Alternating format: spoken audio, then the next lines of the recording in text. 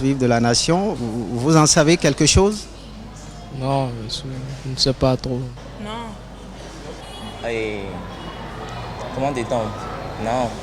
La conférence nationale des forces vives de février 1990. Ces collégiens béninois n'en savent rien. Sans vous mentir, moi je ne le connais pas. Non, moi je ne connais pas. Certains font la confusion avec l'indépendance du Bénin. C'est au cours de la conférence qu'il y a eu l'instauration de l'indépendance. J'ai entendu parler de certains de Souza. Les aînés s'en offusquent à l'image de ce juriste. Moi, je ne conçois pas qu'aujourd'hui, un élève en classe de CM2 sorte de l'école primaire sans savoir ce que c'est la conférence nationale. Je ne conçois pas qu'on finisse la classe de 3e sans savoir qui étaient les acteurs de la conférence nationale. Je ne conçois pas qu'on ait le bac sans avoir expliqué aux élèves progressivement, en fonction du niveau de connaissance et de compréhension, qu'est-ce qu'était la conférence nationale, qu'est-ce que ça a eu comme changement. Puisque le changement a été profond, ça a été un changement structurel, ça a été un bouleversement dans nos habitudes même de tous les jours. Il y a une chose que je regrette profondément, c'est que nous n'ayons pas institutionnalisé la conférence nationale. Ce changement majeur aura marqué la jeunesse.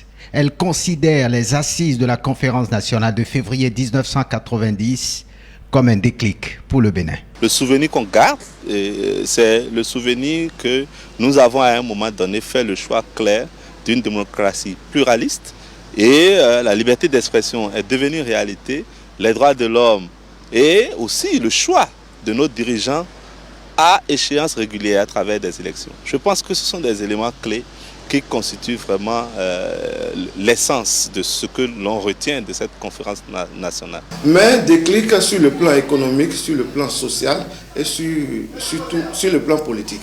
Considérant les dispositions pertinentes contenues dans l'allocution d'ouverture de la conférence. Au-delà de ces acquis, la conférence nationale de février n'a pas réussi à combler toutes les attentes. Quelque chose de très positif est sorti quand même, ne serait-ce que pour la paix et la cohésion nationale.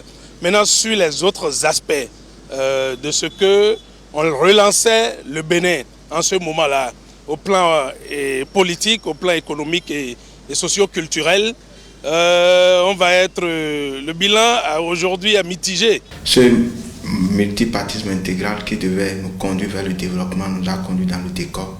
Parce que en 89 au 90, 91 c'était le PLPB.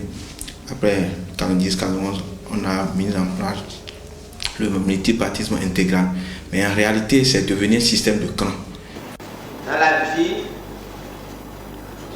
et surtout dans la vie nationale, il faut l'homme, il faut à la place qu'il faut et au moment où il faut. Sur cette option, les idées s'entrechoquent.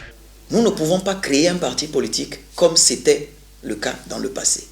Aujourd'hui, des partis politiques ne peuvent plus se mettre en alliance pour aller à une élection. Avant, c'était légion. Lorsque les aînés ont lancé le multipartisme intégral donc par cette entremise du renouveau démocratique, c'est allé dans l'hyperfragmentation politique, au point que toutes les familles avaient fini par avoir leur parti politique dans le pays, tous les villages. Est-ce que, et des partis régionaux, voire ethniques, pour ne pas exagérer, est-ce que le rêve politique tracé ou lancé en 90 a prospéré? On peut dire que non.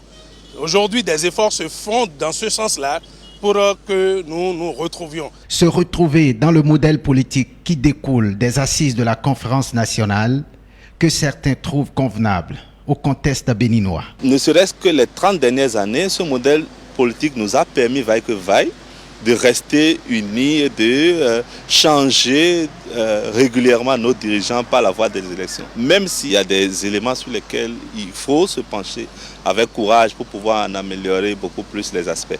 Donc, je ne peux pas dire que le modèle politique que nous avons est mauvais, mais je peux dire que à l'aune des difficultés, à l'aune de l'exercice de la démocratie, on peut se rendre compte qu'il y a des insuffisances. Il reste que des institutions forte, avec des hommes forts. Quand moi je parle d'hommes forts, je ne parle pas d'hommes puissants, je parle de citoyens bien racés, bien éduqués, bien élevés, qui sait que le pays n'est pas une propriété et tout. Et donc, on a besoin que ces institutions émergent et qu'elles soient portées par des hommes suffisamment responsables. Je ne cherche pas une promotion pour une promotion. Je veux servir mon pays. Des hommes bien imprégnés de l'histoire de leur pays qui savent surtout que la conférence nationale de février 1990 a marqué ce tournant décisif dans la marche du Bénin vers la démocratie.